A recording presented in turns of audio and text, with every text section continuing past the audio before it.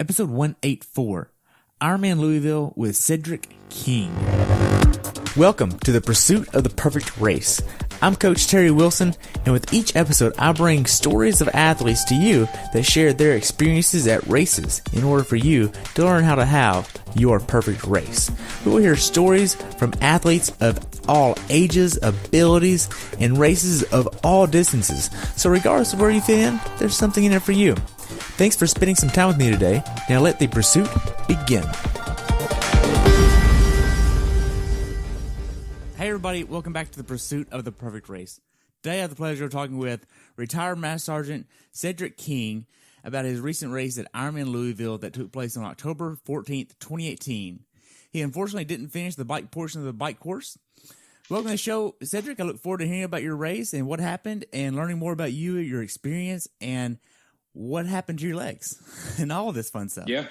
So welcome to the show. I look forward to it, man. Hey, thanks so much, man. So great to be here, man. Awesome. Well, I know I met you at the race there. I volunteered and I was fortunate enough to be able to help you in transition a little bit and meet you in person. It was great. So we'll just start off with what made you want to do this race?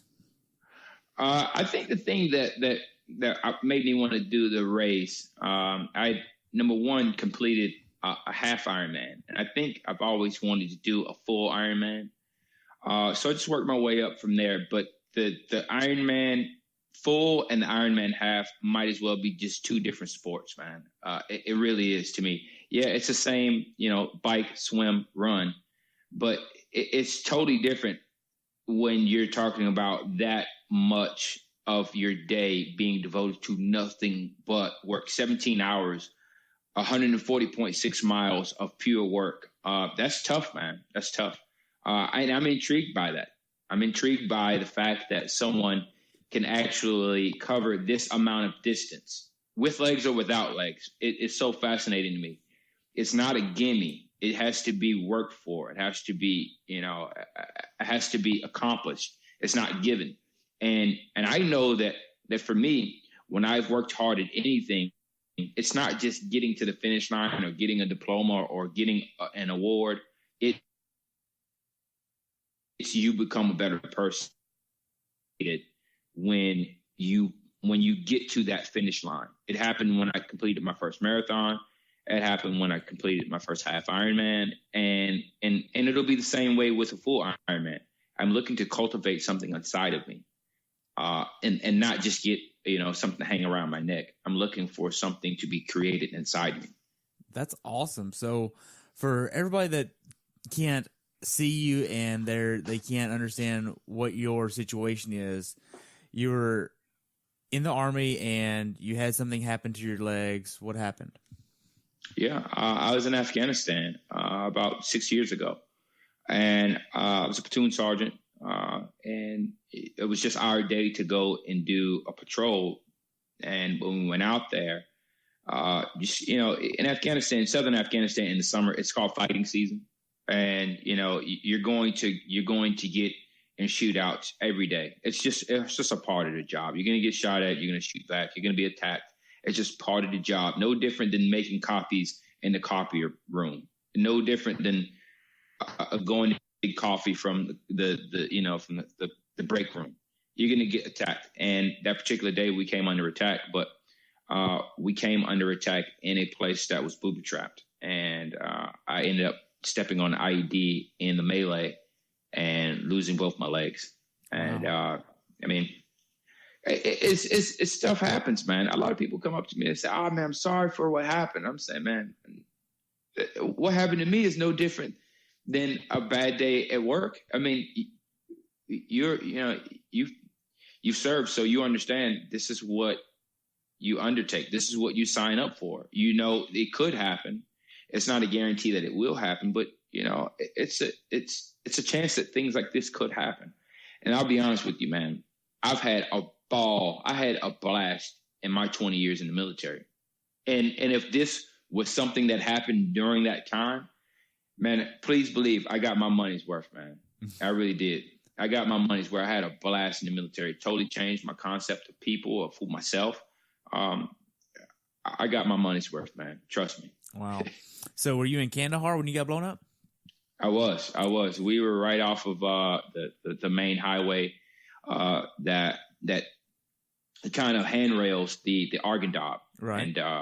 And it's just one of those places where the Taliban would use as like cover and concealment. They would use the river as their kind of like getaway place. Some shallow points in the river they can get back and forth from our part of the Fertile Crescent to the other side.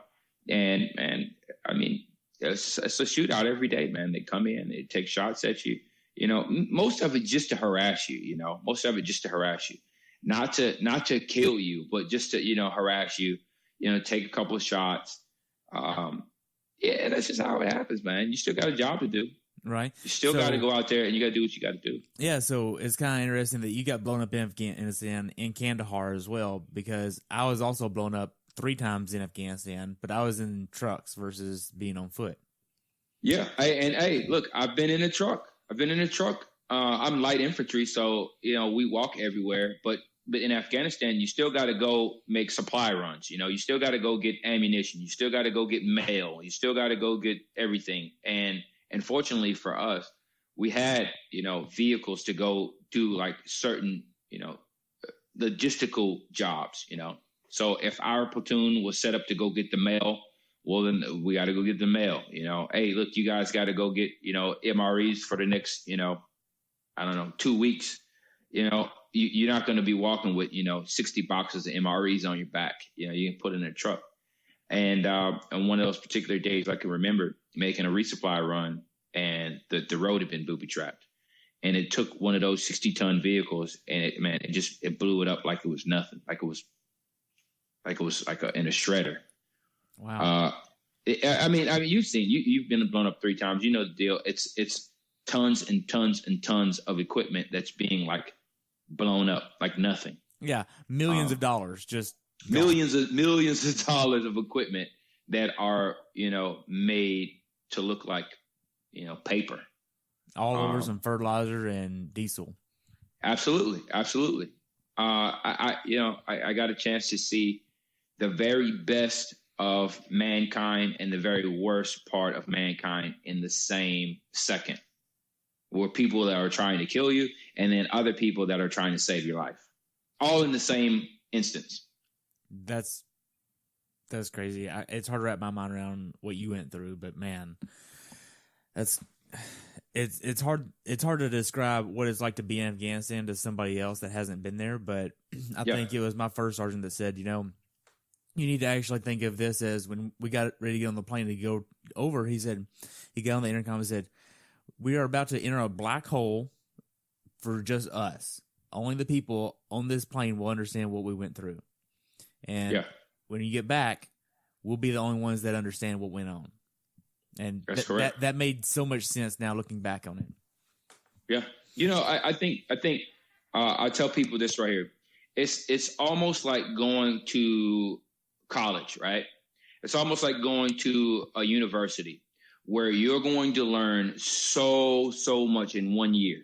You're going to learn so much about life, people, the ups and downs of life. You're going to have to think fast on your feet. You're going to have to learn to speak a new language. You're going to have to be diplomatic. You're going to have to learn how to motivate people, how to motivate yourself. It's the ultimate life experience, combat. And it's not a guarantee that you're going to come back alive either. That's the whole thing. Everything is riding on these experiences, and there are no guarantees. It's a tough game, man. And honestly, I feel fortunate to have experienced combat 3 times in my life. Not every generation even gets to go to combat. There's a lot of time where it's just peace. It's peacetime. A lot of guys say, "Hey, look, man, I served, but I never went to war. I was in during peacetime." It's a lot of peacetime. Yeah. So what happened? What was your recovery process? What was it like from the time you got blown up to when you were able to actually walk on your own again? How long was that? And when did you actually say, I want to do a marathon. I want to do a triathlon. Walk me through this. Yeah. I got injured in July of 2012. So from July to November, it's nothing but surgeries. It's nothing but them harvesting skin. My leg was, as long as yours in the beginning without a foot. It was blown off at the ankles, or on the shin. So it took the blast took my legs off from the shin on one leg, and from like the calf on another leg. And there's a series of them taking what you have left as far as your leg and continuing to cut it down, because it's just so much nastiness and an infection in your leg when a bomb goes off. You got to figure there's parts of the weapon that are stuck in your leg and your muscle. There's parts of screws. Afghanistan, it's glass and screws everywhere, rocks. I had so much debris in my leg that the docs had to continue to cut away until I was left with this much on my left leg and nothing on my right leg. Just continuing to take more and more. And from that point, for me, stop getting leg cut away to me running a marathon is probably about a year and a couple months, maybe. I started walking in November of that year. Right. Wow. So I started walking, but see, when I'm talking about walking, it's not walking like you walk. It's taking your first steps. So I got some videos on YouTube where I'm taking like my first steps. And please believe, taking your first steps without legs, it feels totally different than with legs, man. You're having to trust equipment. It's almost like you being like a baby again. You're having to learn how to walk. Before, when you learned to walk as a baby, you had no clue of what you were doing. You're just trying to mimic what your parents do. But when you're doing it and you know what you're doing, it's totally different, because now you're cognizant of falling. You're cognizant of your step gait. You're cognizant of the space around you, the surface you're walking on, the incline, the decline, the steps. You're cognizant of all of that because you've had a point of reference. When you're a baby, you don't have any points of reference. It's like being brand new out of the box. You got no bad habits. It's only good. It's only upside. And I use that as a metaphor when I'm talking about life in my speeches. It's a great metaphor for life. You're going to fall a lot of times. And guess what? Babies fall a lot of times too, man. They do. We just forgot how many times we fell when we were that small. But as an adult, man, I fall every single day for about a year, man. Falling down, getting back up, falling down, getting back up. Yeah. Feeling like I broke a bone, feeling like I got, all my recovery set back. And to be honest with you, man, it's a great learning lesson. You're going to be bad before you can become good. You're going to be very bad before you become very good. Man.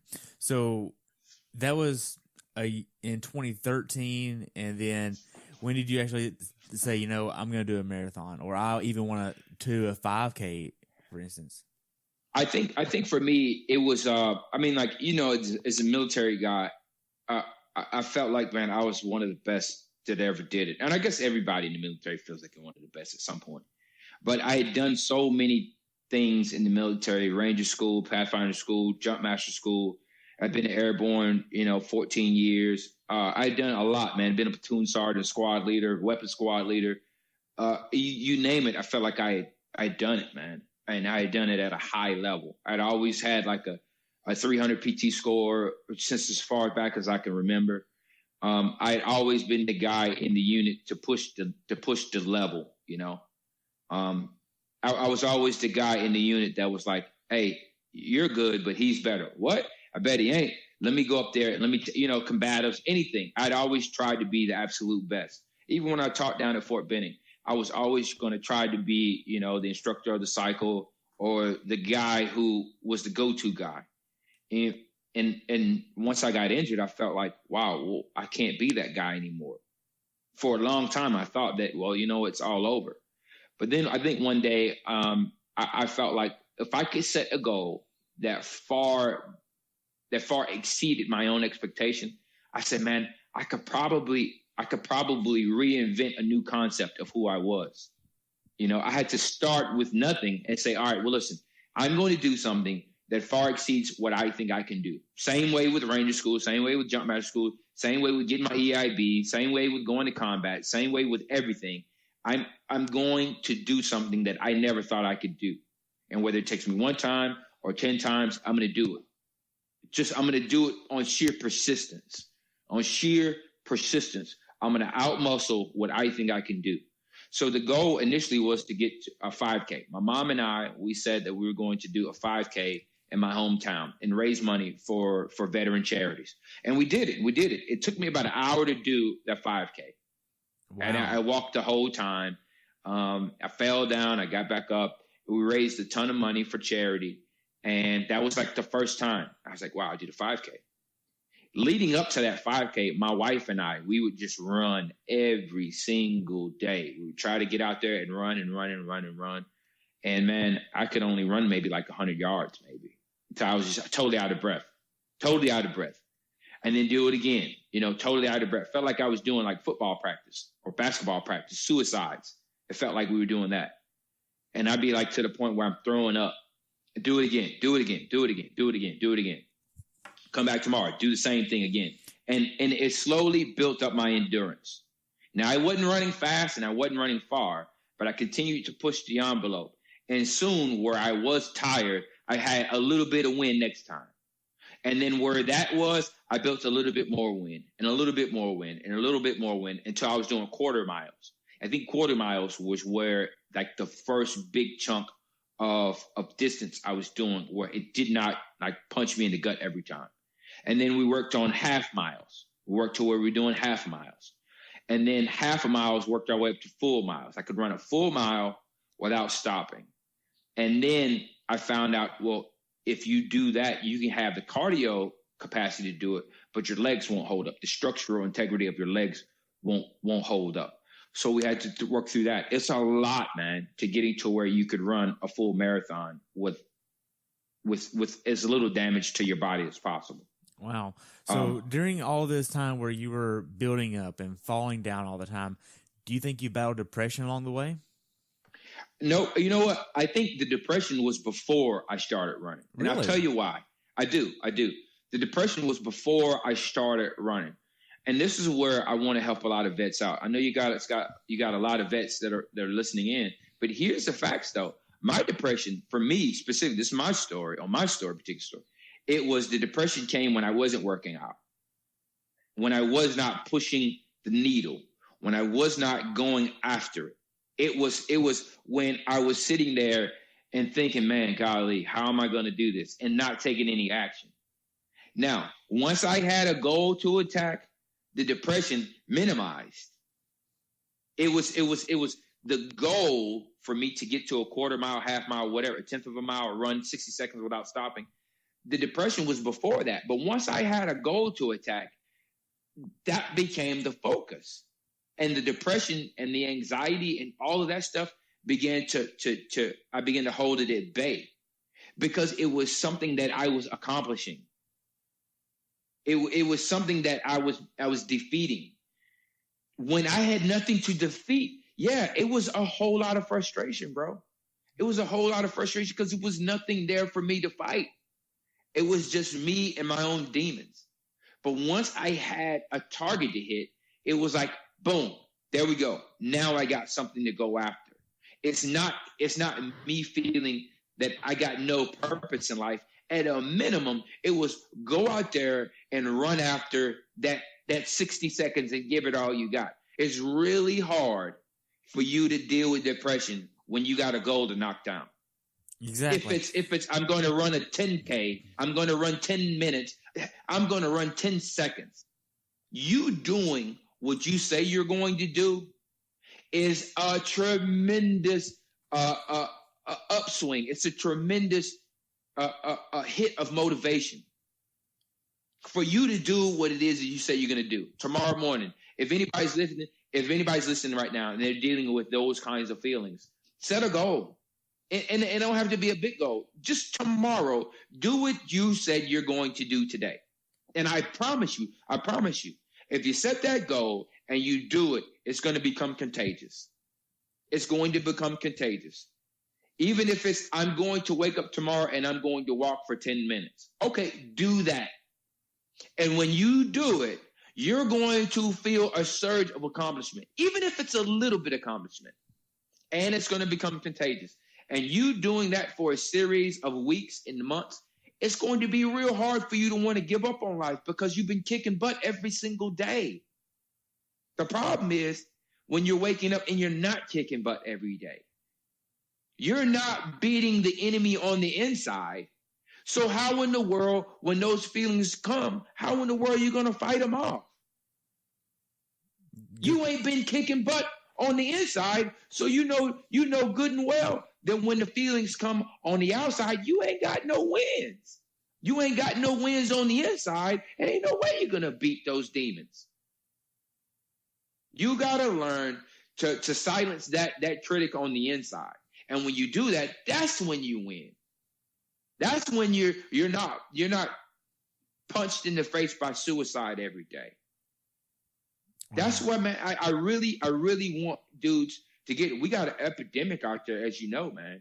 6 to 1. And dudes are fighting. Yeah. 6 to 1. 6 men will commit suicide for every woman in America. It's totally inexcusable for people that go to fight. Isn't it ironic that the people that fight are being killed not by the enemy, but by the enemy on the inside of us? Well, we can kill the enemy outside of us, but we can't destroy the enemy on the inside of us. Right. And isn't that ironic? It's all because there was a stigma going on in the 40s, 50s, and 60s about, hey, men can't acknowledge depression because that makes them appear weaker. And they can't appear weak. They have to be strong. They have to be masculine and all this stuff. And now then that it's okay for men to actually admit, hey, look, I might be fucked up, I need to acknowledge that and get help. I don't need to sit here and bottle that up all the time and just let it build up. And then all of a sudden, next thing you know, somebody's wife is finding them dead. Like that's wrong. That's right. You're dead on. And I really believe, man. And people say, well, look, hey, that's a little naive, Sergeant King, because, you're saying that, exercise could do it. I tell people it's not just exercise. It's a healthy body promotes a healthier mind. And if you got a healthy body and you're constantly leaning in, trying to knock the target down, whether it be, working out in the morning, doing something, when you're constantly leaning in, trying to knock down the target, it's going to be a little bit harder for you to want to call it quits. It's going to be harder. I don't know. I wish I had some conclusive proof to show people this amount of exercise, this amount of challenge per day yields this amount of success against suicide. I wish I had conclusive proof. And maybe that's one of the things that I'll deal with in some of the new opportunities I got coming up. But I want people to understand it's a constant accountability against yourself. And when you're accountable to the person on the inside, it's going to be really hard to say, hey, look, I'm going to end it all. I'm going to look at the people that I love the most for the last time and say, I'm going to cut on the car in the garage and put down the garage doors. I've had 2 good friends of mine in the military call it quits. Man. And I will tell you right now, man, it breaks my heart to even think about it, man. But that's what we got to fight against. I agree. Well, to transition a little bit back to Louisville, we talked about why you want to do this race and all that fun stuff. What about your training? It's a little bit different being that you don't have legs, so swimming, biking, running, building that up. Do you have a coach? What was your training regime like going into this race? The training regime in the beginning, it was I'm going to do what I can do. I thought that, all right, on the heels of not getting through the swim in Florida, I said to myself, well, look, let me ask these people what they're doing to become successful. And let me watch the Ironman videos and see how people are training. And for some of them, they just had facilities that they could go to that were just like conducive for them training, multiple times a day. For me, as far as I had the facilities, but I didn't have the schedule. So I go around the country and I do corporate training and I do motivational talks to Fortune 500 companies. So maybe about once a week, I'm on the road, and that makes it really hard to train. Now, my philosophy became, well, I cannot do an Ironman because I just don't have the training time to, well, Cedric, you got to do what you can do and not worry about what you can't do. So it began to be when I am in town, one time out of the week, I'm going to do a 2.4. And then another day I'm going to do, hour, 2, 3, a bike. And then I'm going to do my running or wheelchair sometime during that week. I'm going to enter in the races, the marathons that I can, and participate in those marathons and continue to work at my craft, And, when time allows, I'm going to give it what I got. And I think that was just my training regime. Getting in when opportunity presented itself for me to get in there. I got a pool in the back now. It's got the jets in it.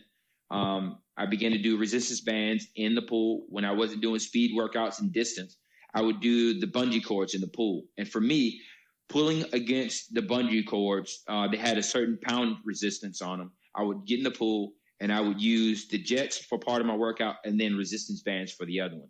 I had the bands fixed to the side of the pool, and then I would put the band around my waist,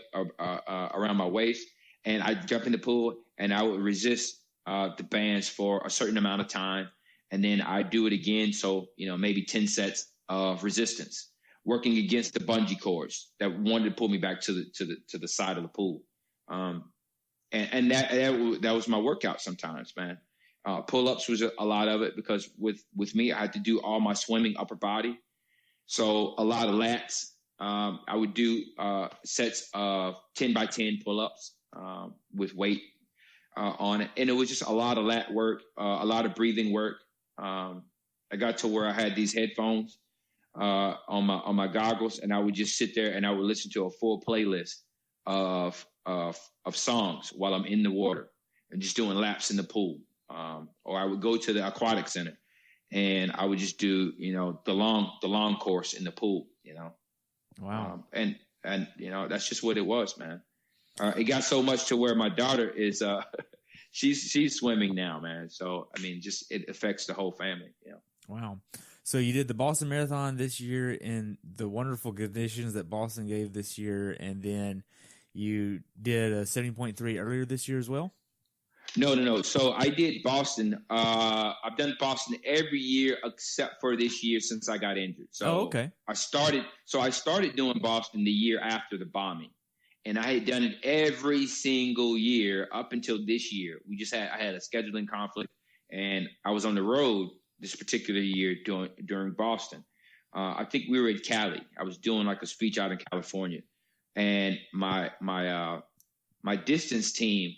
They were in Boston, and they told me that this was probably one of the worst years that Boston had ever seen as far as the marathon. I had done Boston when it was in 2015, when it was like 40 degrees, sleeting, just nasty. But they said this year it was just like 2015, but the only thing bad about it was higher winds. Like the winds were like crazy tough. And everybody that finished this year was like, we're saying that it's never been this bad, So I'm hoping Boston has got like a good Boston marathon coming up pretty soon, Hope so. I'm hoping for good weather this year. So going into this race, what workouts did you do that gave you the confidence to know that you could actually complete the Ironman? I needed to be able to for me to be confident, I needed to do 2.4. I was getting to the point where I needed to do it per 100. I was getting to the point where I was looking at my swim per 100 yards because it was just too long to do per 500 or just 2.4 in general. I had to break it down into increments that I could control, which was the 100 yards. So at 100 yards, I was doing something like 255 per 100. I think it's maybe 255. I got it recorded every time I did it. Right. And I got it down to where I could do a 255 pace per 100 yard. And I maintained it to yield somewhere around, what was it, like a 1 hour, 50 something minute 2.4 mile. And I think when I looked at Louisville, it had like a river. It was point to point. So it was current that was assisting. The only thing about it is I had never seen a current that fast before. On race morning, as you know, the current was so fast that they had to cut down the race. I think I may have done the race at 19 minutes or something, or maybe 21 minutes or something. 24 minutes. That's faster than I've ever done. Almost just about a mile, I think. Yeah, it's 0.9. I think honestly, the thing about it was like I was like, man, if I could do 0.9 and 24, I could use those same figures for a different race. But I knew that I had it in me to be able to do. I mean, like I'd already done it in a pool with no current. So with current, I could only do better. So that gave me the confidence. On the bike, I knew that I could maintain a certain pace. We got a trail here in Atlanta called Silver Comet Trail, and I think I did like a 50 miler out there, and I did a 70 miler in like a pretty good pace. I averaged something like a 15 mile an hour, 16 mile an hour. So that I knew that during Louisville, I had a chance to be able to do that pace. The only thing about Louisville, the hills in Louisville are a lot more than I bargained for. It had something like some crazy amount of elevation gain. Was it like $3,000 of elevation gain? Something like that. So where it was a lot more hills. For me, that was tough, man. I have to pedal from the seated position. Yeah, the bike has 5,400 feet, and the run has 5,400 feet. Yeah, I mean that's quite a bit. Yeah, that's a lot of climbing. I think just looking back on it and not worrying about what I don't have anymore was probably something I had to do. There's a lot of wishing that I could pedal like everybody else. When they get on the hills, they get up on their bars and they stand up on the pedals and they pump, to climb the hills. I don't have that. I don't have a knee. I only got one knee. So I have to pedal from the seated position, which means I have to push from my hips. And I sacrifice speed when that happens. The good thing about Louisville was this. A lot of people say it was a really cold race. It was a really cold race. I don't know. Maybe it was like in the 50s or something like that. And it was raining. But the great part about it was the hills were the thing that kept me warm. I'm telling you, man, the hills were the very thing that helped me stop complaining about how cold it was. Because climbing those hills, it made it feel like it was 70 degrees outside instead of 50 degrees. Instead of feeling like it was pouring raining. Can you imagine if it was like a flat course like Florida? Oh, God, bro. I would have been – I wouldn't know. I know this. I would have probably had to have a whole nother Camelback of special needs when I got the special needs because I would have constantly been taking in fluids the whole time. It was so cold out there, I probably sipped on my Camelback maybe, 10 times in those 35 miles. God. Maybe I was doing it probably. I slacked off on hydrating because it was so cold out there, man. But once I started hitting those hills, I was like, wow, these hills, I can use these hills to stay warm on and not complain about how cold it is. It was raining. It was cold, but those hills, man, they saved me big time. Awesome. Well, we'll go ahead and transition a little bit here. So you're training a little bit. You have a wife, kids, and then you also have corporate training that you're doing, going around the country, flying everywhere, doing that. With your training, how big of an issue is balancing life, work, and training all together? That's my constant challenge, man. That's it right there. In the military, you get paid to go to work every day, Well, in this particular job, you get paid a lot more money, but your schedule is so different.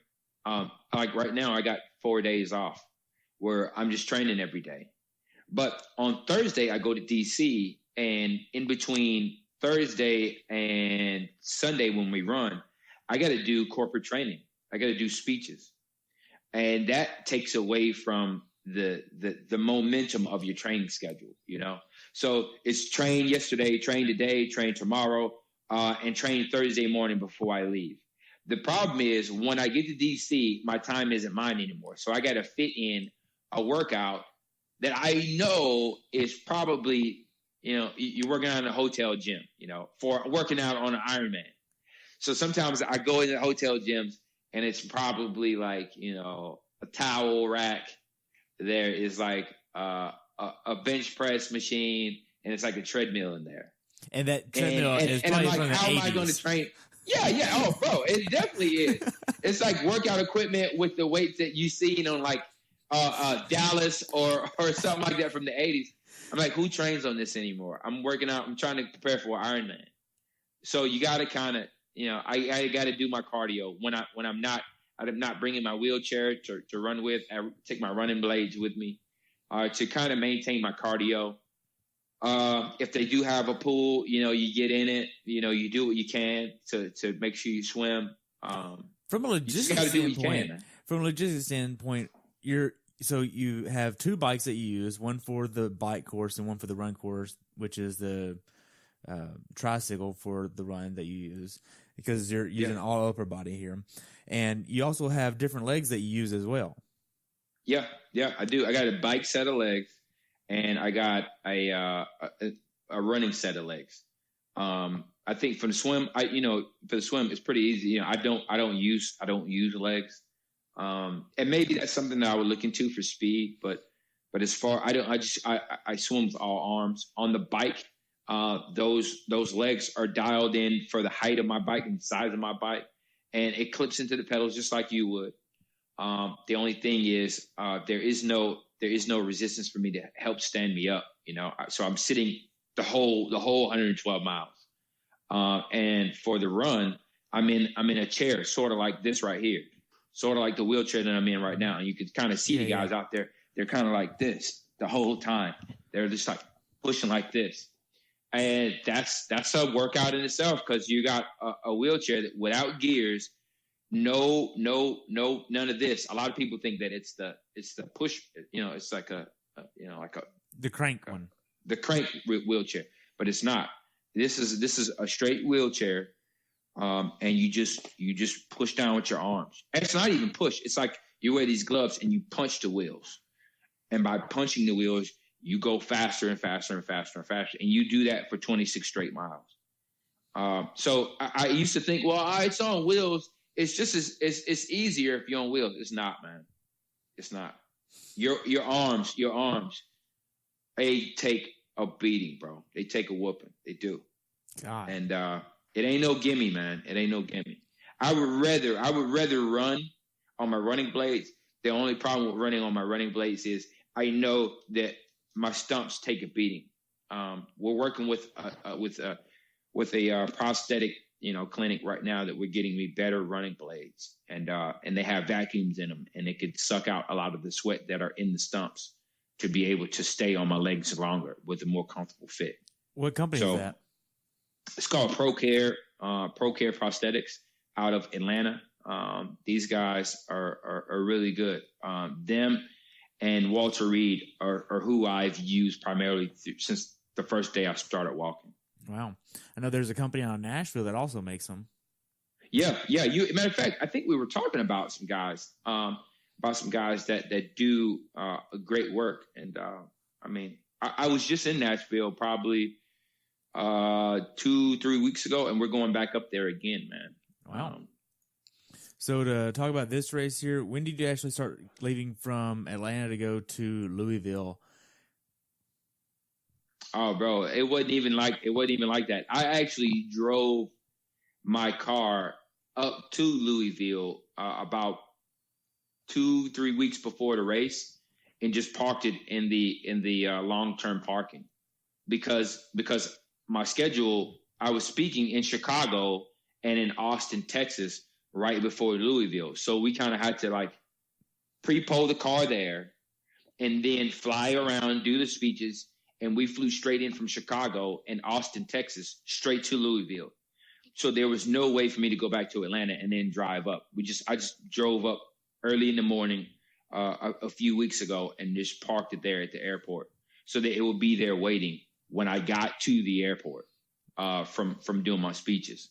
It was just the car was there waiting with all my equipment in there. Luckily, nobody had stolen it. And, it had been parked for about 2 weeks, man. I bet that was a nice little ticket. Bro, it's about a couple $100, man. God, about a couple $100, man. So, I mean, we have to mention your best Sherpa that I've ever met, Kenya. Let's just give him some credit here because he Shout out to Kenya. Man, he was all over it, man. He was everywhere that he needed to be. Yeah. Every single Ironman that I've done, other than Savannah, Kenya has been there. And I think, for him, it's probably keeping me honest, man. It's probably keeping me honest. The day before the race, you got a tendency to want to, you say you're going to get sleep. You never do because your mind's buzzing around. And it's got to have somebody that say, hey, I'm going to drive the car. All you got to do is worry about the race. So Kenya's there to basically take everything off the table for me to worry about.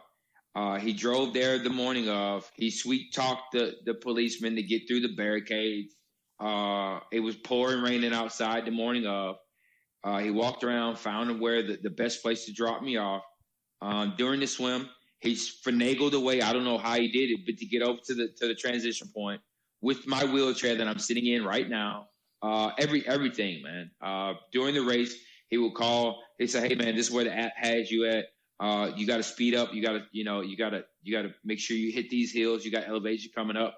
You got to plan on that. I'll be at transition point. I'll be at the special needs place." He was doing all that. So he was basically working in the control center in the office, our hotel room, and he was running everything from there. God, yeah, man. I've had Sherpas before be mentioned, but just seeing how much he did was just phenomenal. So great for him and great job on his part. Now, we're both learning a lot, man. We're both learning a lot, and everything that we've learned in the past, it just gets used on the next one. So we come up with a better plan. I think the next one we want to do is the Woodlands in Texas. That's one where we're taking a look at outside of Houston. So he's going to be taking all the lessons from before and applying them to that one. Wow. Well, I'll actually be down there volunteering there as well. That's the one. That's the one we're looking at right now. That's the one. I don't know if they're pre-qualified for it, but that's the one that we're gonna attack next. Yeah, there's no pre-qualifiers. You can just register, from what I understand. That's the plan. So we can see you there. Yeah. So whenever you got to the Ironman Village here at Louisville, what was this experience like for you, being that this was going to be your first full? Oh man! So this was going to be our second full. So Ironman Florida was our first one. The second would have been this one. The whole Ironman experience was different because we flew in the last day before you could. For Ironman, you don't register the day before. At half Ironman, you can. You could do your packet and pick up your packet, all that, the day before the race. Full, you can't do that.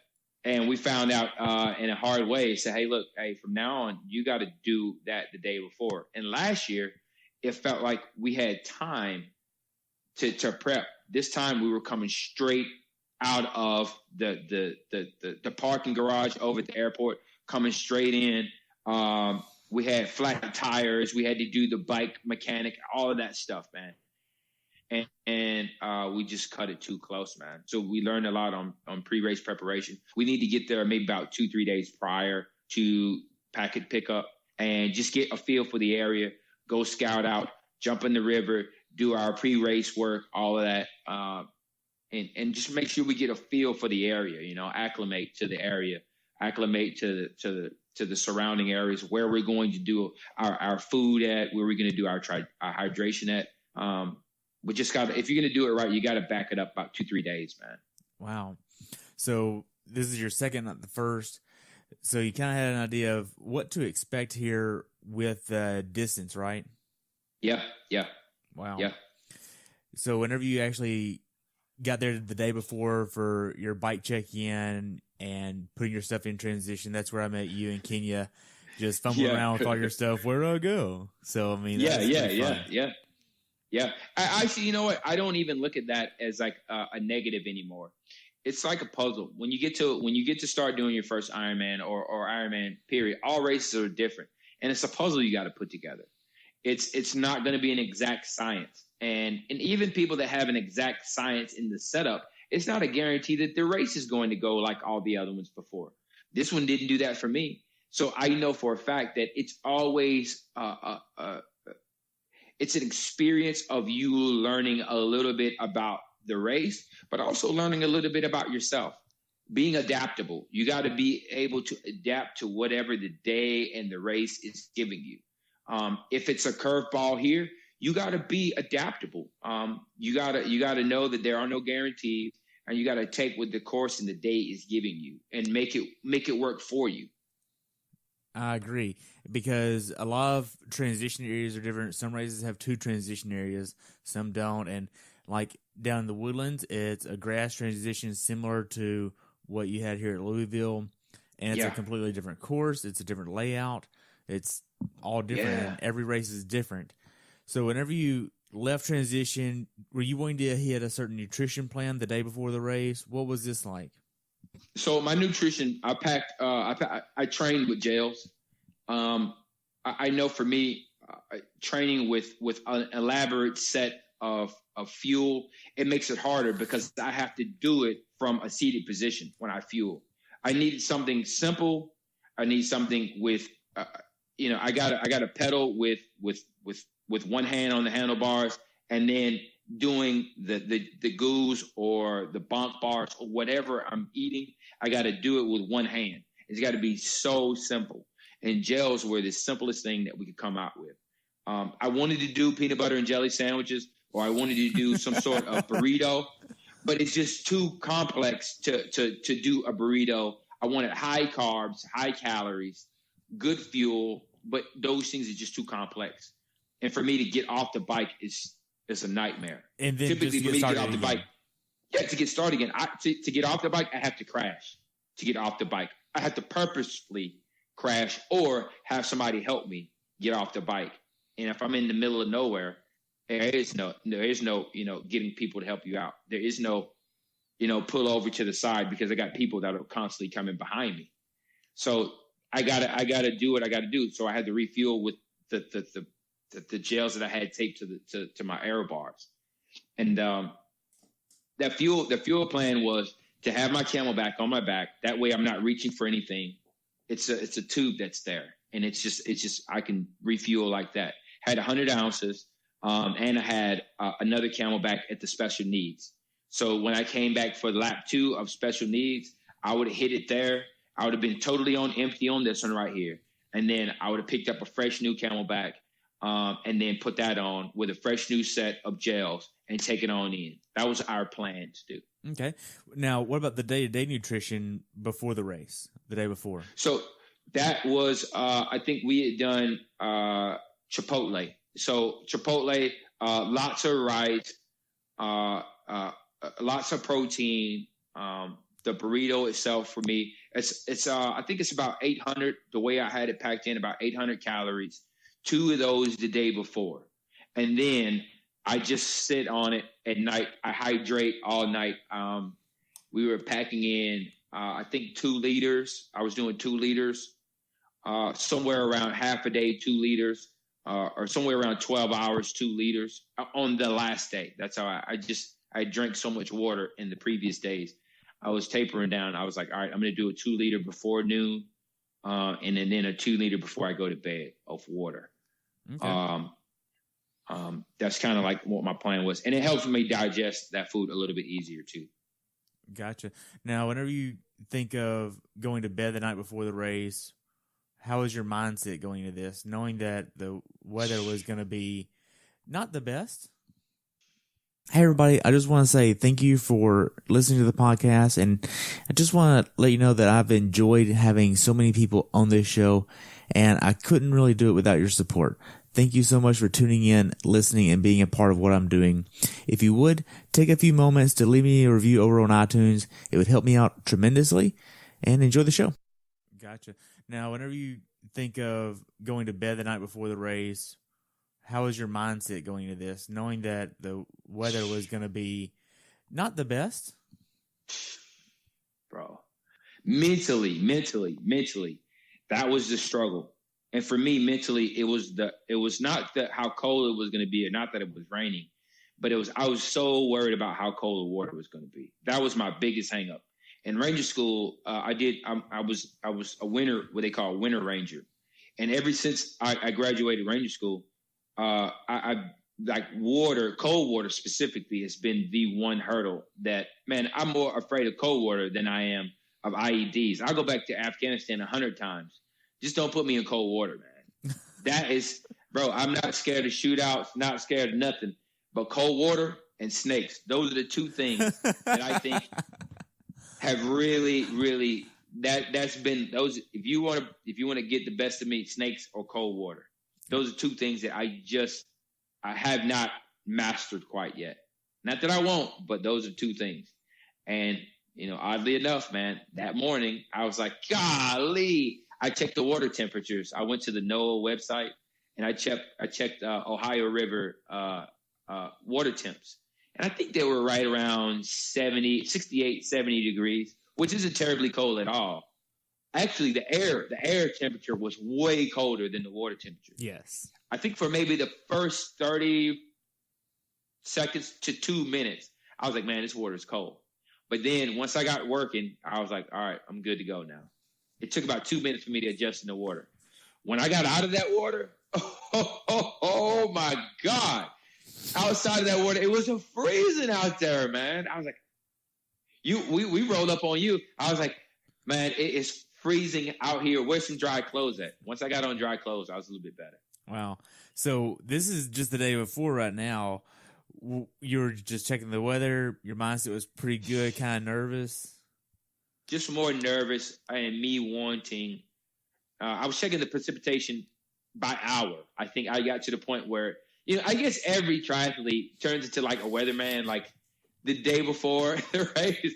Everybody is their own meteorologist, man. Everybody's like, all right, well, what's the precipitation going to be at 10? And what's the high temperature going to be at 11? What's the peak temperature? And what's the humidity going to be like? Everybody turns in their own barometer. We get these fancy watches that tell us, the weather temps. But I think for me, man, my jitters primarily came from how cold that water was going to be. Wow. And I was freaking out, man. I was freaking out. I couldn't go to sleep. It was just, I think I may have stayed up till like 11:30. I couldn't go to sleep, man. And then next thing I know, the alarm's going off. It's like, all right, we got to go. It's like, golly, man, it's already, But, we made it work, man. We got out there. We got it done. And we finally got to the water. I think we were supposed to get in the water, I think at 7. Yeah, 7:30, I think. And then it actually got delayed a little bit to 8. Now, whenever you get up on race day, what are you doing in the hotel room before you leave? Do you meet up with Kenya somewhere? First thing you got to do is you got to make sure you don't got to take a poop. That's the first thing you got to do. You got to find out whether your body is giving you signals to go drop a deuce or not while you're in the room, while you're in the hotel room.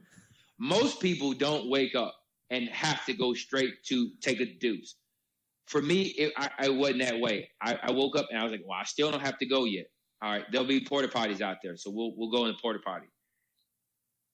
You guys are starting to line up, down there. I still ain't got to go to the bathroom. I get in the water, still ain't got to go to the bathroom. And I never had to go, man. I think pre-race, I was making sure that I was hydrated. A lot of people don't realize you do sweat when you're swimming. And I know I needed to replace that or put it in there early, electrolytes in there early. So I was going to finish, I think a 20 ounce of Gatorade in water. I put that in before I jumped in the water. And I put in 2 goos, two gels. I put in 2 of them. And I was just, filling up the tank a little bit earlier. Wow. And I think that was just all I did for pre-race. I listened to some music. I said some prayers. I did a lot of praying about the water. I kind of wanted God to send some angels down to heat up the water, turn it bathtub temperature. He didn't. He's like, no, you got to get in this water. And wow. And other than that, man, it was just me making sure I dominate the critic on the inside. for parking for y'all, I say y'all because it's you and Kenya here, and you have to take a wheelchair all the way down to the start line, and then that wheelchair has to magically appear in transition. And then the parking there, the parking nightmare, like this is not like everybody else's race. And that's one of the biggest factors here that I want to point out. This is not like everybody else doing this race because there are logistics that Ironman doesn't really account for and provide means for. Like it would have been nice if they said, hey, Kenya, here's a gator. Just put the wheelchair in the gator and we'll just, you can drive this shit right back to the transition, okay? That would have been awesome. But they didn't do that. Next time, great point, man. Next time Kenya is asked, hey, do you need anything else? A gator. I need a gator. Man, I tell you right now, man, when you think about military, you think about the first sergeant in his gator. And for a long time. With the hard hat and reflective belt. Bro, that was me when I was the first sergeant, man. We would go to JRTC or NTC, and, bro, I'd be riding around in gators doing, runs and stuff, man. But I can remember on that particular day, man, we were just out there. And Kenya is like the logistical support team, So his job is just as important as mine, man. Probably more important because if he doesn't get the job done, then we lose. We're losing time. Yeah, and just on the swim out portion, the wheelchair needs to be there for you, but he has to get there in between the time that you get in the water, which in this case was 24 minutes versus a normal 2 hours ish. Yeah. So some people would say, well, Kenya's got a car. Just drive down. You can drive faster than Cedric can swim, but it's so much more than that. What you have to do is you have to understand that the whole area is blocked off for the athletes. Yep. Not for traffic, for athletes. So, and Ironman does a great job. Don't get me wrong. They do a great job at setting up traffic intersections so that spectators can be a part of the support team, But the problem is with me, I don't have that ability to just walk and do, and be ambulatory. I have to be carried from the river's edge to transition point 1 or transition point 2 for that matter. I have to have somebody take me there if the wheelchair isn't there. And that's what happened, man. Kenya tried hard to get there, but he's got to leave the dock once I get in, and he's got to hightail it to the car, put the wheelchair in the car, and then somehow maneuver to the transition point with a car.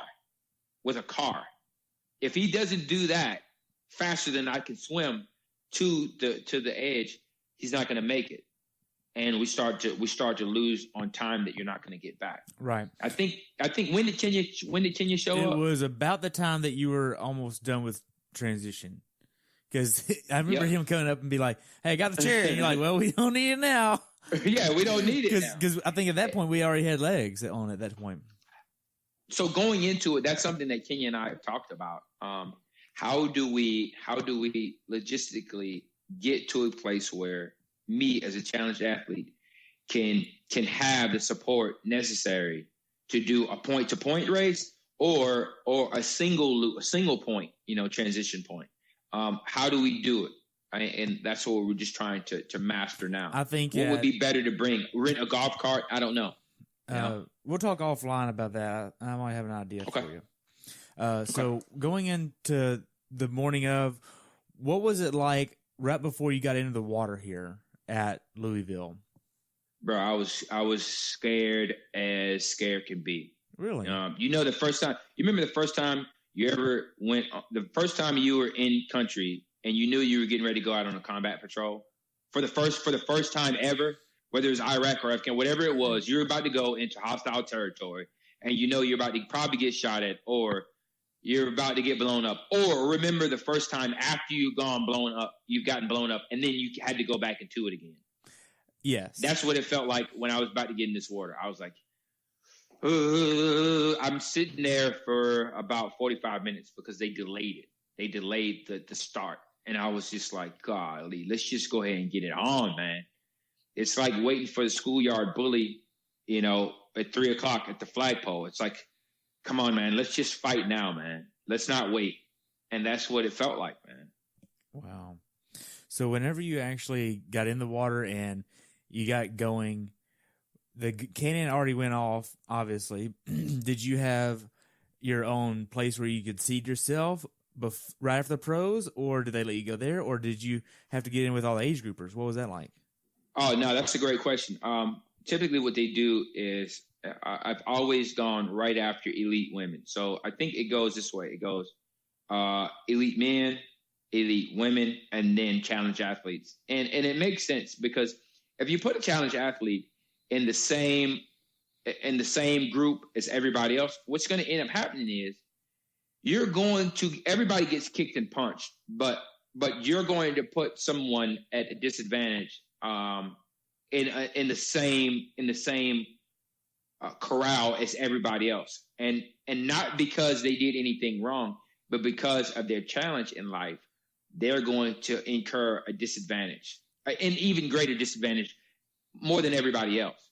So what I think Ironman has done is they said, hey, look, we're going to make a smart decision.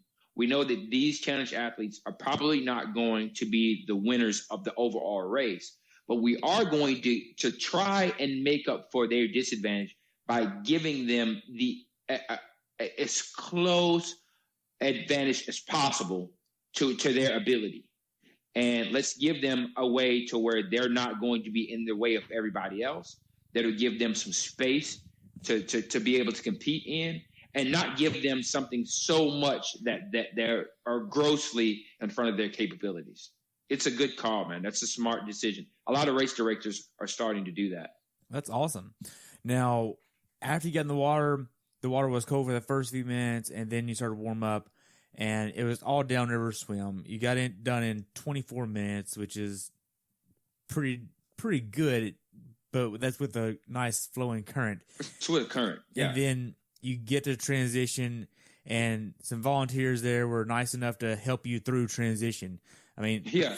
If you're just listening to this episode and not the other ones about Louisville, you go up a boat ramp-ish, and then you take a left, you go get your bag, and then you go through the changing tent, and in your case, you're all the way up by the pro men and pro women, right by the exit, which is a really long walk.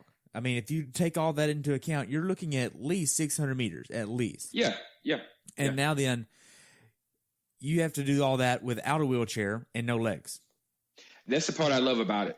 That's the part that I love about it, because this is one place in life where people are not giving me anything. They're not giving me an inch.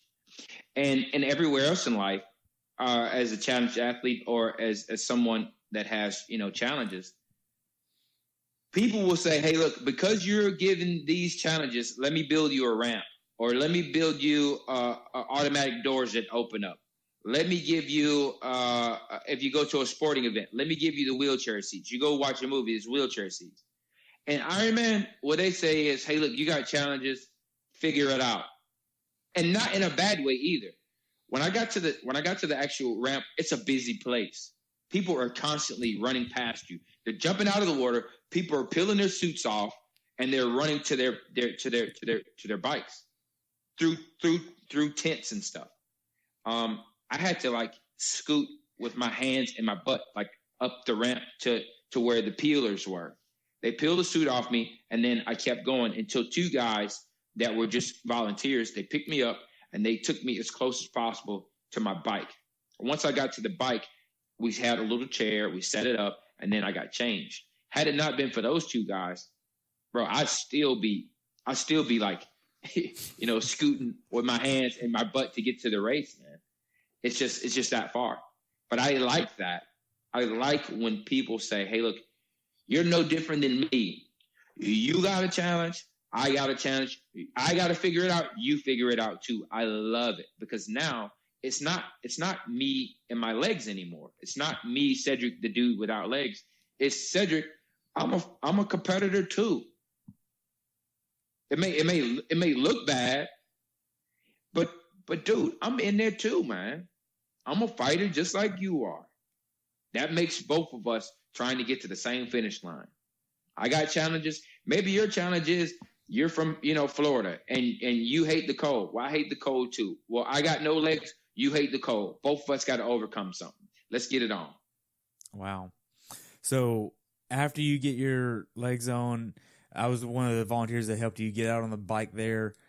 What was this process like for you? I remember I needed both of you guys to kind of balance on, because now I'm walking on bike legs. You say, well, walking on bike legs should be easy to do. They look a lot like, prosthetics. They got feet on the end of them. Yeah, they do. But the problem is they don't have the same support that you have with calves and quads and ankles and feet muscles. They're just poles. They're just poles, and they swing, and you don't have any control over them. And you gotta make sure they're angled right too. Yeah, the foot's off. So I'm gonna start. I remember I started walking toward you and then walking away from Kenya. We're all supposed to be walking in the same direction, but if your foot's out of alignment, I'm veering over here. Bike's here. Kenya's over on the other side of the bike, and it makes it a little bit challenging. Just got to figure it out. And when we started pedaling, that was another thing. I had to get up to speed, but I could not get a push from you that's so great that now I'm becoming a cheater. It's just give me momentum to start with, and that starting momentum is like popping a clutch on a manual transmission. You gotta kind of get it going, and then let me start pedaling, and that's how it was, man. And at this point, it was already raining. You were obviously pretty cold from the swim, and it was nasty outside. Now that you're on the bike, how are the first few miles of the bike ride go for you? First few miles of the bike ride went incredible. It's a nice, gradual place. It's like getting a good runway. It's about, maybe about 10 miles. Maybe about 10 miles before you get your first hill. It gave us a long pathway to kind of get your cycling going, for you to get moving. And I can remember at mile 10, there was like, all right, hey, this is your first real hill right here. Right. And you could see it on the terrain map. If you look at the topography, the first climb. It's like flat. It's like you. And I don't know, maybe it's like 300. I don't know. It's something pretty crazy. And I can remember saying, all right, well, here's the first one. And it was not a gimme at all. It was a straight up. You had to work for it. And I saw some people walking up the hill. And I was like, man, it'd be great if I could walk up this thing. But before I got to it, I crashed because what I didn't know is the chain skipped, and I can remember not having anything to pull with. And if you've ever been in an Ironman, there are people that are going 18 miles an hour past you. And if you go to the left or your right at all, because you're trying to maintain balance and you're not getting any forward propulsion, you're going to swerve like this to just try to stay balanced. And that's what you need to do in this situation, is do that, but it's too dangerous. And you can't put other people at risk because of you. Absolutely. Absolutely. And it happens whether you're a challenge athlete or not. There are people that we have right of ways in the cycling community. But I think if you're not careful, what'll end up happening is you'll veer to the left just to stay afloat, just to stay not afloat, but just on balance. Upright. Yeah. Upright. And I think the easiest thing to do is to veer off the path to your right. It's always you're on your right lane or veer to your right. And that's what I was trying to do. But just staying on balance, it took me to my left. And I said, well, all right, we got people coming behind me. Let me go ahead and crash. And that's what I did. I just went ahead and just made a conscious decision to drop your bike. And this was at what mile marker? This is right at 10, right at the bottom of the hill at 10. Okay. There's like a policeman there. There's a policeman there. He helped me kind of like get, situated. I had to, stand back up again, get the bike back up again. And I think I pulled off to the side, got my bearings, got the chain fixed, and then kept going with enough momentum to start the hill with a decent, climb pace. And once I did that, I think things started working out thank God for that hill being there to help me warm up a little bit, you know. Wow. So after this hill, what's next for you as far as the course goes? It's a series of hills, brother. There's a series of hills. The rain kept coming in. The rain kept coming in for about a good hour, man. It's just good rain coming in, and starts to get really cold. I can remember my hands, you know, and I also it was really smart to take a look at it. There were people that had like these windbreakers, these Gore-Tex Parkers, rain resistant. And I can remember, I said, man, that's a good idea. I ever have a bad weather day, I'm gonna make sure I pack one of those. Once again, a great learning lesson. You know, people they had like the urethane gloves on that were you know, water resistant, and gave them grip on the bars too. Once again, a great learning lesson. I took so much from the things that I wish I could have done, and just learning bit by bit by bit. Wow. So the first few aid stations, how do you manage this? Do you take anything from it, or are you making sure that you stay away from people that are taking stuff? What is this like for you as your race is going? Great question. What I did was I stayed away from a lot of the initial stations. I think they were coming up like every 5-10 miles or something like that. And I was like, well, I don't need it. But I remember taking a banana. The one time, it was a girl that was holding out a banana.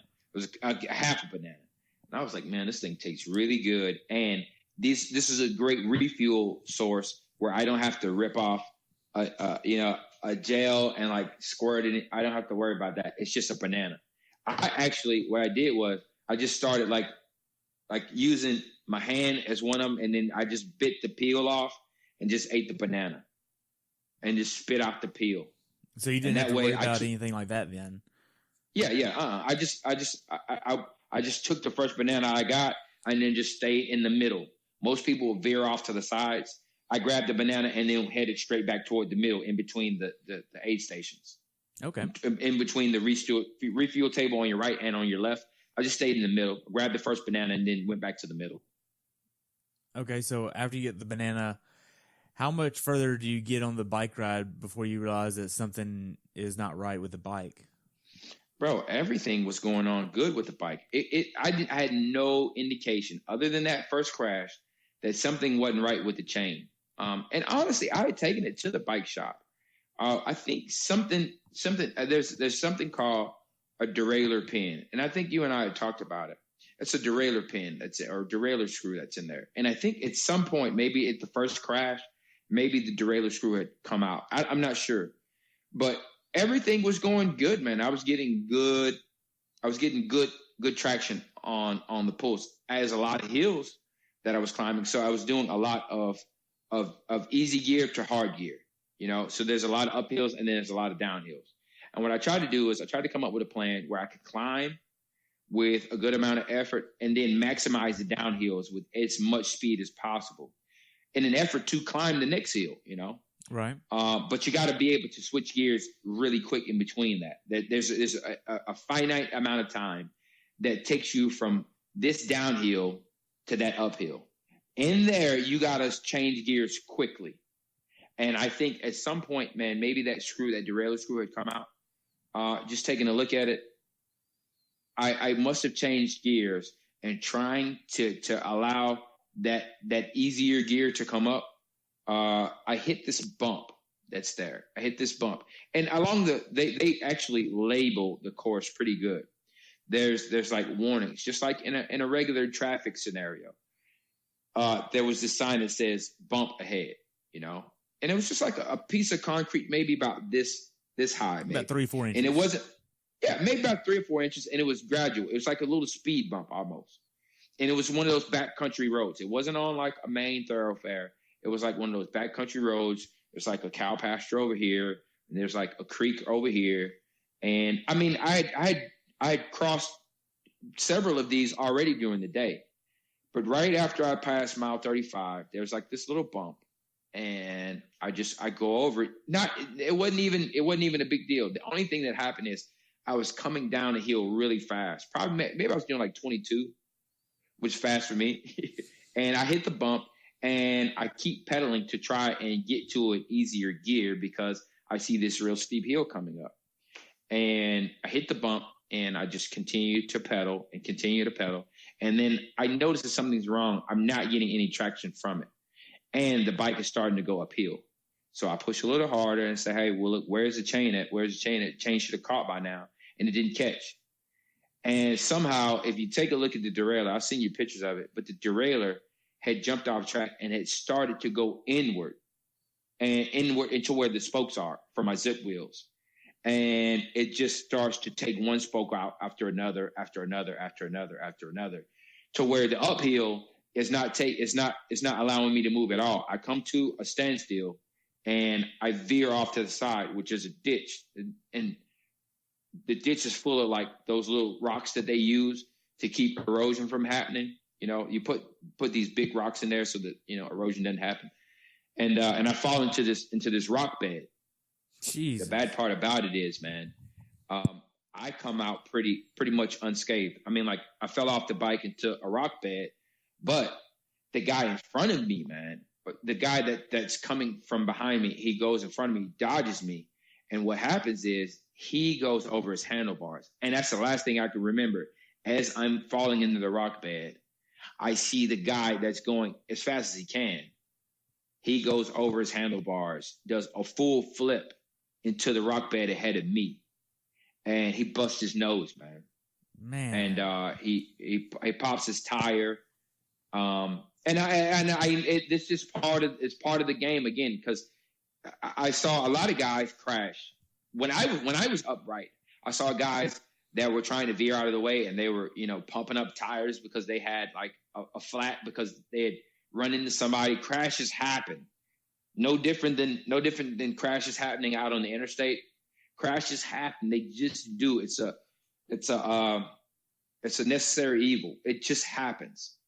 You know, it makes a mistake, or their handlebars come loose. Maybe their handlebars are getting loose or something like that. You try and prepare as much as you can. And then for the things that you cannot foresee, you deal with them as best you can. I think his number was like 1150 or something like that. But it's a testament to the young man. He kept going. He put the tire back. His tire had popped. He replaced the tire. They pumped it back up. Race support came along to help him out, help both of us out at the same time. Got him back going again, and he took off again. You know, wow. I'm not sure what his race was like. I think 1150 is what it was. So with this, did you realize that your day was possibly done at this point? Well, I didn't know that my day was done because the tire still had air in it. But the problem was I had no spokes, man. The zip wheel, it just didn't. The integrity of the wheel had been compromised because of the spokes. There's no structural integrity. Right. So the spokes that go from end to end and end to end and end to end, a series of them had been gutted out. So I'm not sure about if I could have gone, but definitely with the derailleur getting in there and not having the toolkit to repair it, it kind of said, all right, well, look, hey, this might be your day. The race support came along to take a look at me. And it said, hey, look, man, you're not going to be able to go forward just because look at the derailleur, the tools that you need and the wheel that you need. If you have an extra wheel somewhere, we can use that. If you have an extra derailleur somewhere, we can use that. But if you don't have those here or with your team, which I didn't, then you're not going to be able to go forward.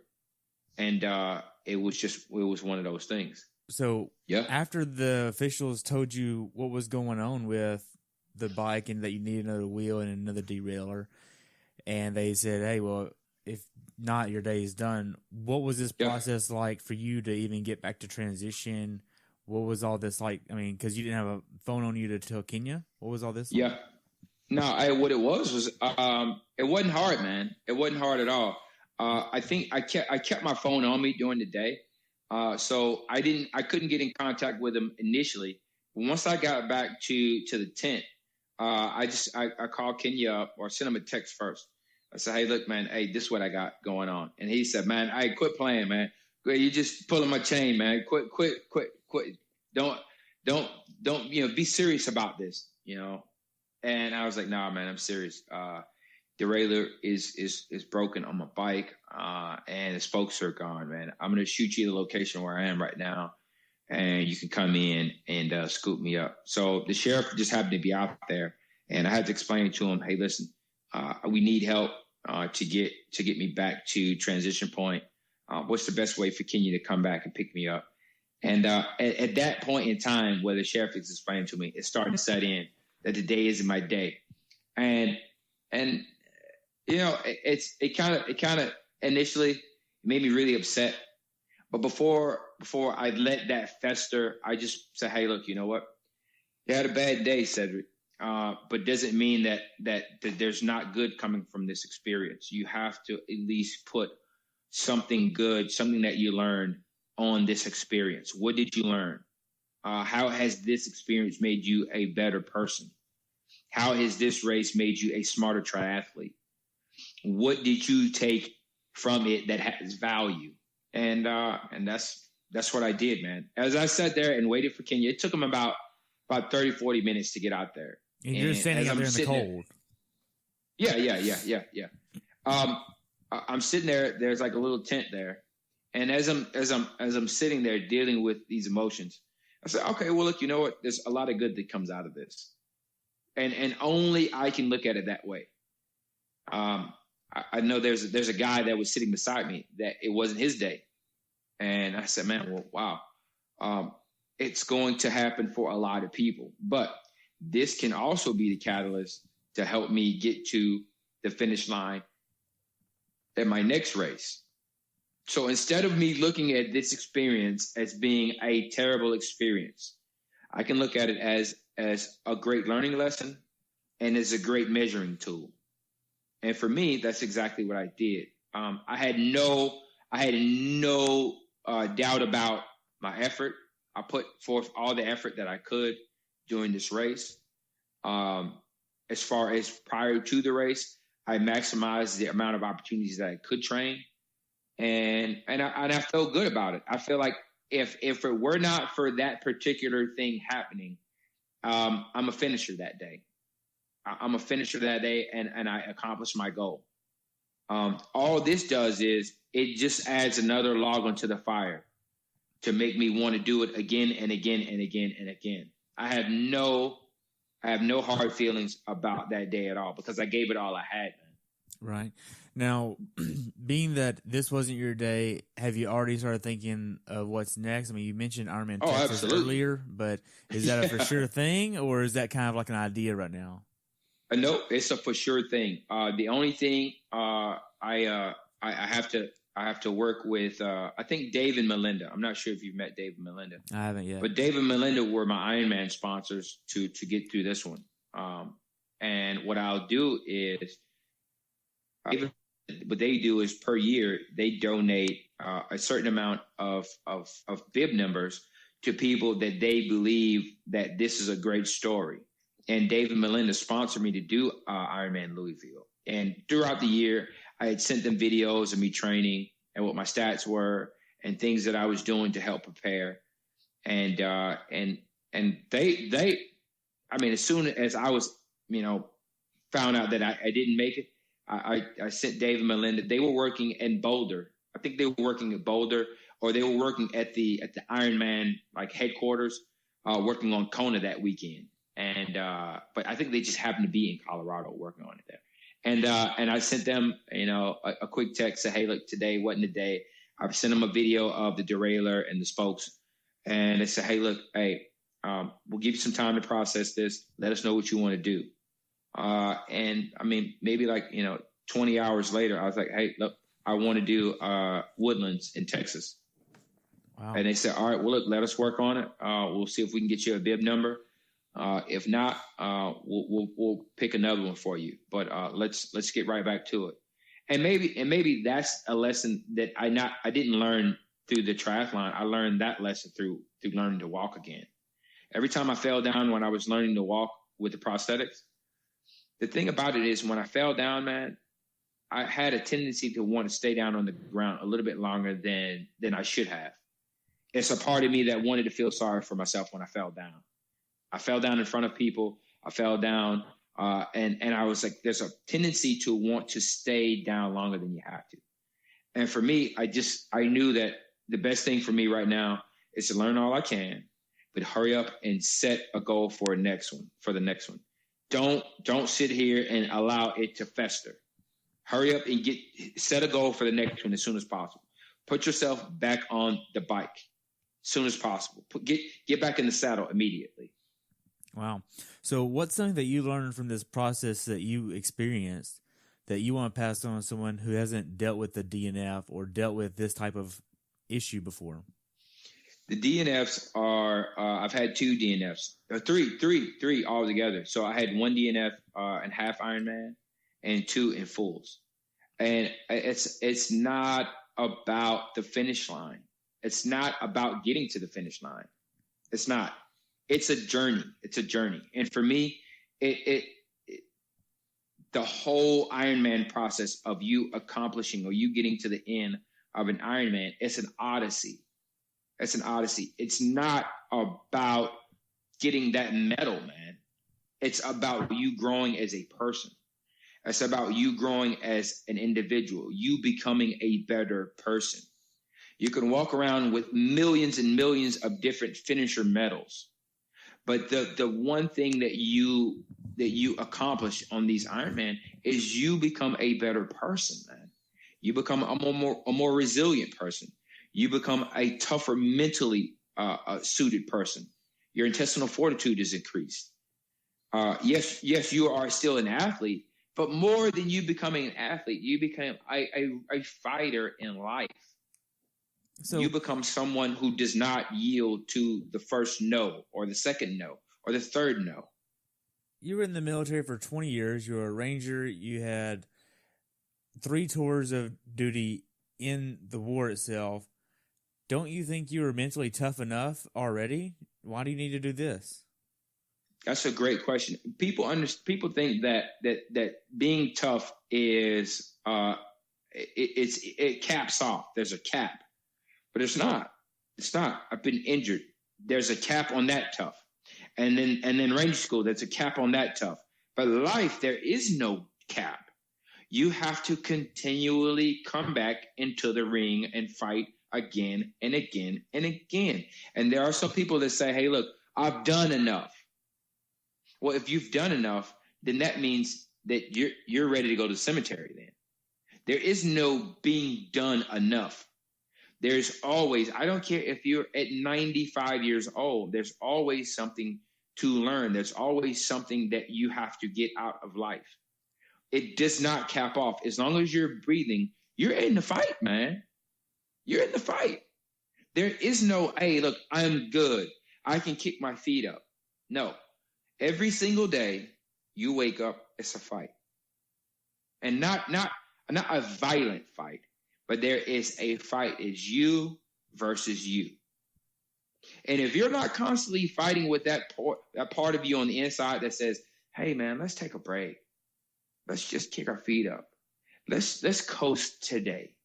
If you are yielding to that voice, then you're getting beat and you don't even know it. So the best thing for you to do is to sign up for a fight. Sign up for a fight, man.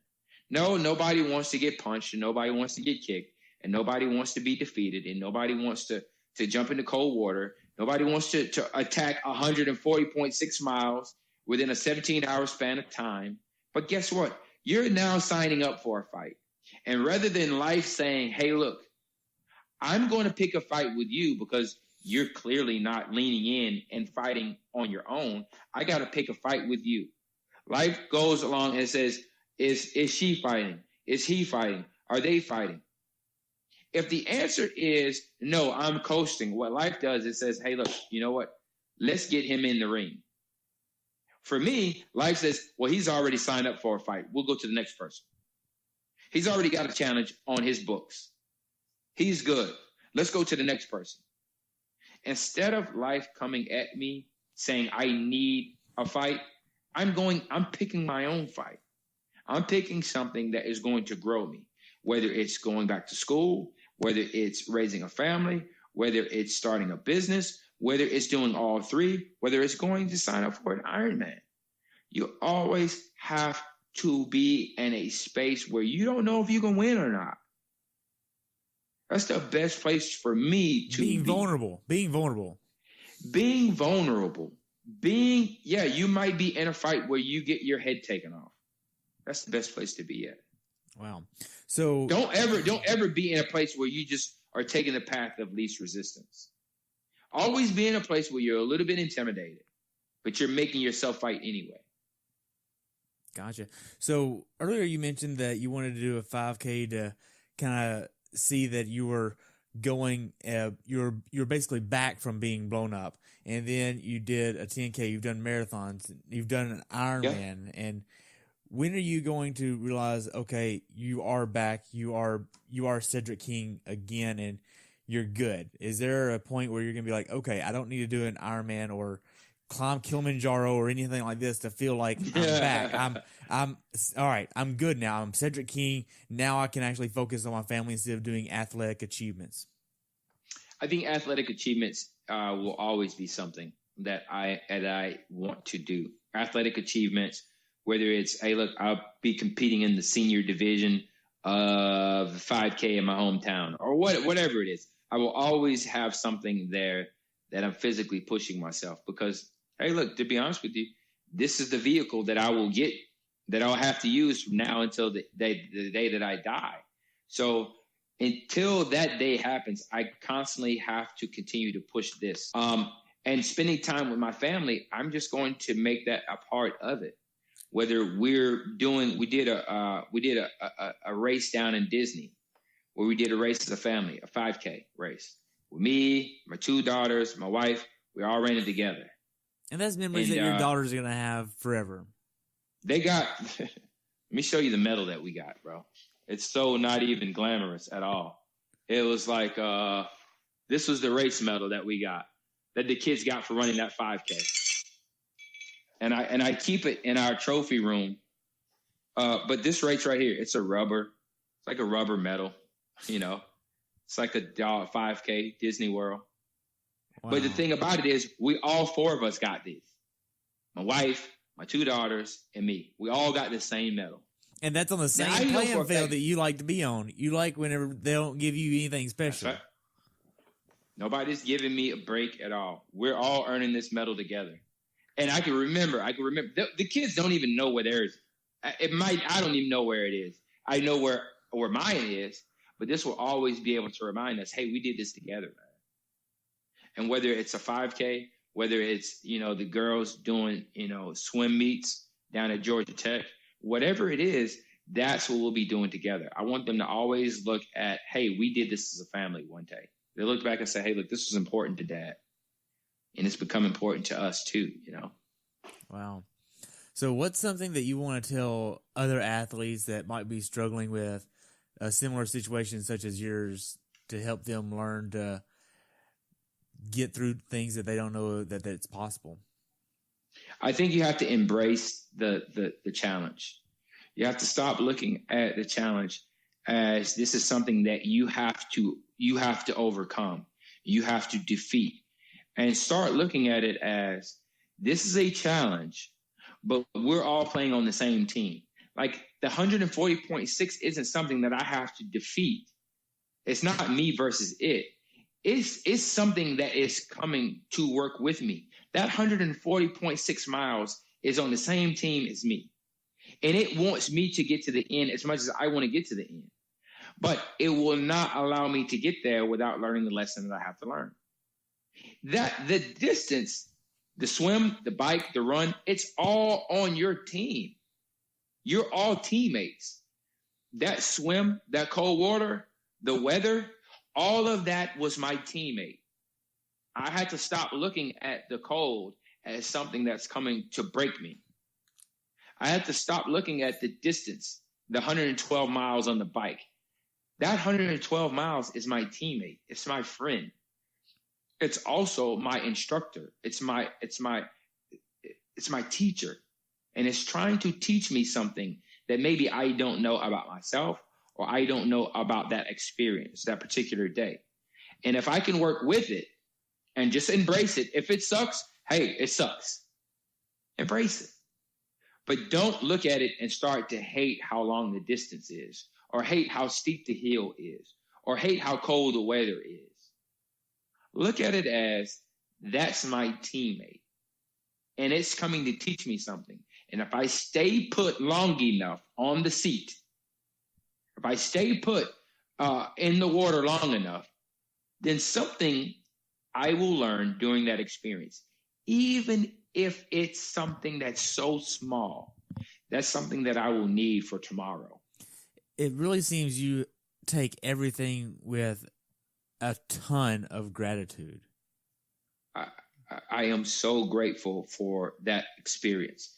Basically, what I did was I have learned in a 2 Ironman.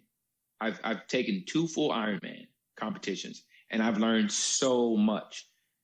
And I'm grateful for it. I'm grateful for the next one. I'm grateful for the next one because it's all something that is being used. You ever seen people that recycle?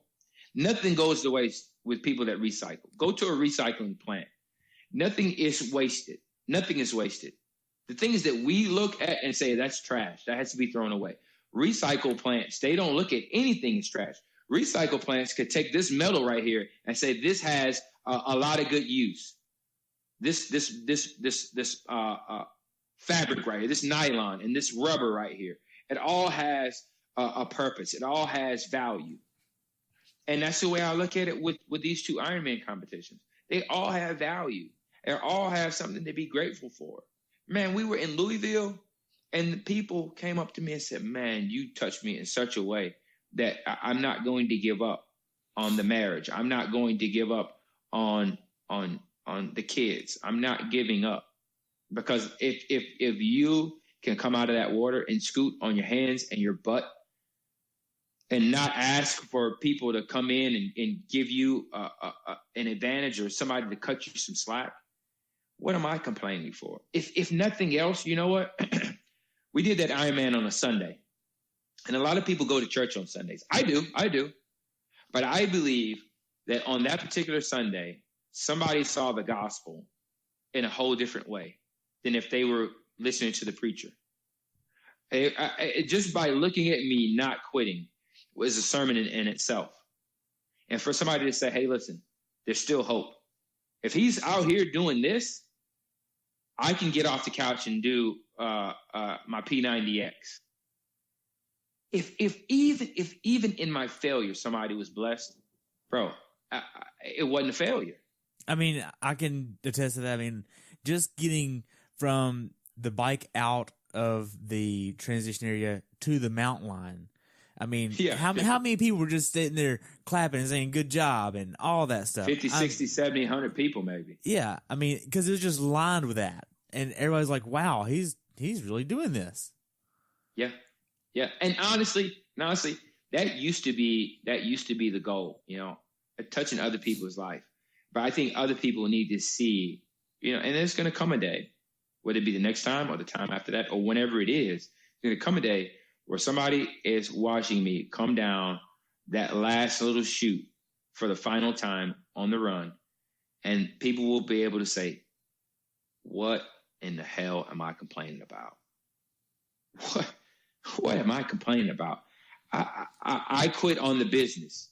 The business didn't quit on me. I quit on the marriage. The marriage didn't quit on me. I quit on the kids. The kids didn't quit on me. Wow. So to wrap up here a little bit, do you have anything else you want to add about the race? I am so thankful to every single look. I still got on my armband, and I don't know how long it'll stay on. It's been about a week and a half since then, but to me, like, this is always a reminder for me. Look, get moving. Every time I look down at this, it's like, all right, look. Even I was at the movies last week with this band on, and it was like, hey, look, you know what? Take something from this movie to apply it to Ironman. Take something out of every single day. Take something and apply it to the next Ironman. And that way you're never losing. You're never not finishing. You're completing the course that's for you at that moment in time. And I would say this too. Let the Ironman always be something to make you better. Wow. Don't worry about your. I know we get caught up in our PRs, and our times and stuff like that, and that has its place. That has its place. But overall, when the race is done, make sure that it's not just a race. Let it be something to where when you leave, you became a better person.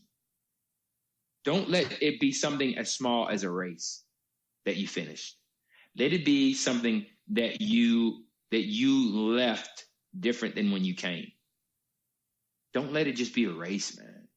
Don't let it just be a bike race. So don't let it just be in the confines of a race. I mean, you could say the same thing with deployments. Don't let it just be a deployment. Yeah. You come back better than when you left. How many people do we know that come back worse than when they left? How many times have you seen somebody come back and they're a total different person for the worse? They left as a dad and a husband, and they came back as a monster. That's not what combat is supposed to do. Combat is supposed to teach you about life. Combat is supposed to teach you about yourself and used to make you better. Some people, they use fire to cook with, and some people use fire to destroy. Now, it's the same fire. Fire is like, look, I'm not a destruction tool. I could be used as a means to cook and prepare meals. Other people use it as a torture device. It's all about how you use it. And this Ironman is no different. The Ironman can help you become a better you, or it could just make you become a racer. And if that's what you're using it for, you're using it in a small, you're leaving so much on the table. Finite point. Yeah, you're leaving so much on the table, man. Excellent. You're leaving too much on the table. There's so much more to be learned from an experience like that. And I'm almost glad that I didn't get a chance to use to race in an Ironman before I got injured, because I would have missed all of the good. I almost needed to be in a place where I lost my legs and I'm competing in an Ironman, because I was physically gifted enough to finish one of these Ironman without training or without putting the time and effort in. I would have just finished it with no problems. But because I do have challenges, it breaks it down and it allows me to say, dude, I'm learning something from this, man. I'm not passing by the small things. I'm noticing everything. I'm noticing the times where I had to train my butt off. I'm noticing the times where I tried and it didn't work, and I did it again and it only worked a little bit. Man. So with all of your races that you've done so far, what's the most emotional finish line that you've been at for yourself to actually experience? So far, it was Boston. It was the first Boston Marathon. Really? Yeah. It was the year after the bombing. I had never run a marathon prior to that, with or without legs. And I was overcome with emotion. I was running for the young man that was standing at the finish line in the year prior to. His name was Martin Richard. And Martin Richard was like an 8-year-old boy that was standing there cheering the runners coming in to the finish line. And it was like, the finish line is here. Martin is like right there by the line. And the first bomb that went off was the one that took Martin's life. And when I came in, we just spent time at his memorial site. There were flowers there, and there was a picture of Martin. And I was overcome with emotion, because it was this young man had the wherewithal with him and his family to be there and cheering other runners on. And I'm not even an emotional guy. I probably cry. I just find it hard to be overcome with emotion. After being in the military, my wife called me like the Tin Man, but it's just, I just was totally overcome with just, wow. Not that I did this, but this young man cannot be here. And a year ago, his life was taken, and I am here 1 year later to the day for me learning how to run. I learned to run the day that the Boston Marathon happened, that the bomb went off. And a year later, I was standing on that finish line. I made a conscious decision to say, next year, I don't know how, but I will be on that finish line next year. And a year later, that's where I was standing at. It's all of that wrapped into one. It was emotional, man. And I know Ironman is going to be the same way, man.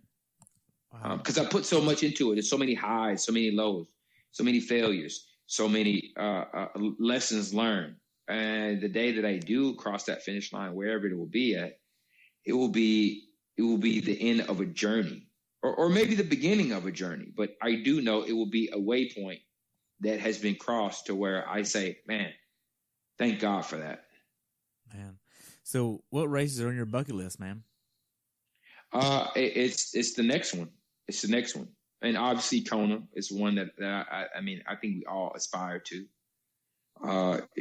Being at the World Championship in Hawaii. I've been to Hawaii several times. Matter of fact, I go to Maui in February to do a conference.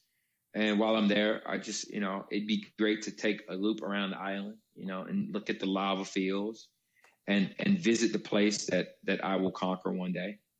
And not in a braggadocious way, but in a way to say, wow, this is the place where I'll be tested again.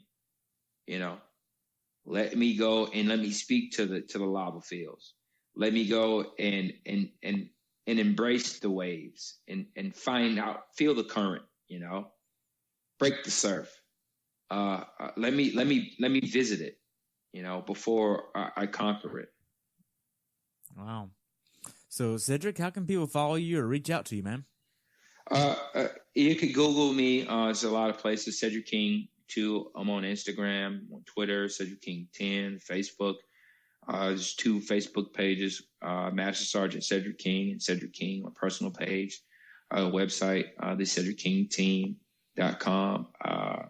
Has a ton of videos on YouTube where you can go and look where, it's just, it seems like people look at me all over the place, man. It's Concert of Valor.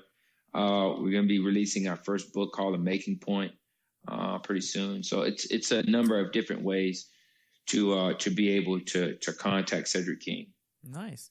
Well, Cedric, I only have one more question left, and it's always the last question, and that's, what's your definition of a perfect race? A perfect race, by definition, is a journey where there's a start line and there's a finish line.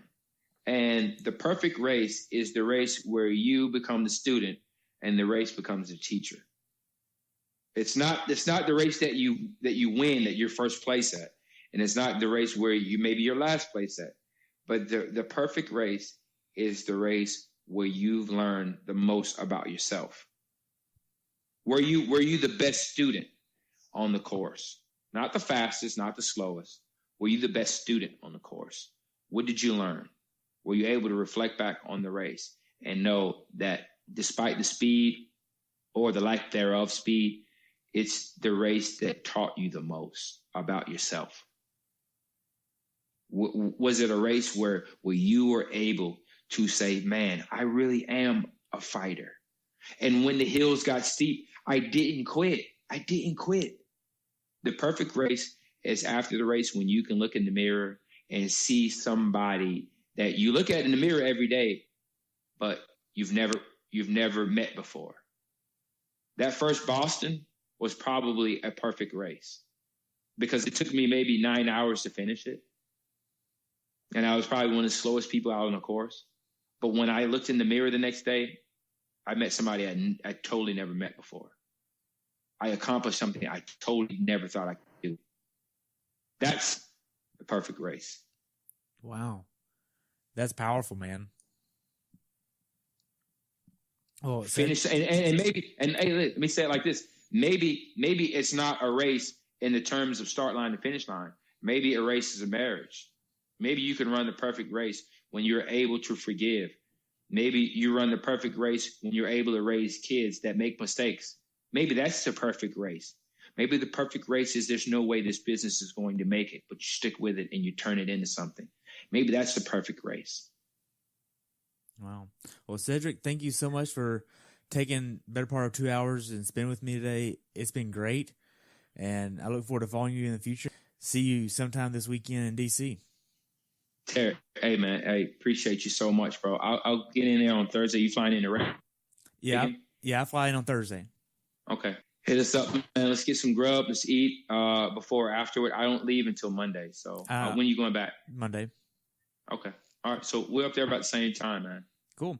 Well, you have a good day, and we'll talk soon, okay? All right, bro. Hey. Take it easy. Thanks for tuning in today. I hope you were able to learn something from today's episode. If you enjoyed the show, please take a minute to leave a review on iTunes or share it with a friend. Be sure to subscribe so you never miss an episode. If you'd like to see pictures from this athlete's race, learn more about who I am, what I'm doing, or be on the show yourself to share your story, check out my website at CoachTerryWilson.com. Until next time, continue the pursuit.